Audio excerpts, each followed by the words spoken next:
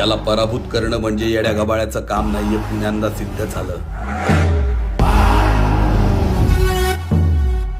कारण कमळ फुललं राज्यात आणि विकासाचं डबल इंजिन सरकार निवडून आलं महाराष्ट्रात.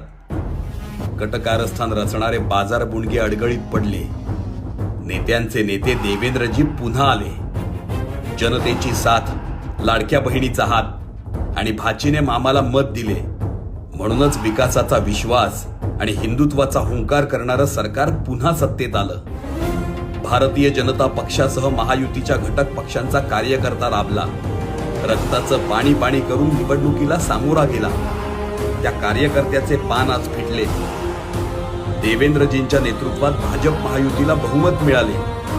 यशाचा गुलाल उधळूया, भगवा मानानं मिरवूया, कारण छत्रपतींच्या विचारांचं आपलं सरकार पुन्हा आलं.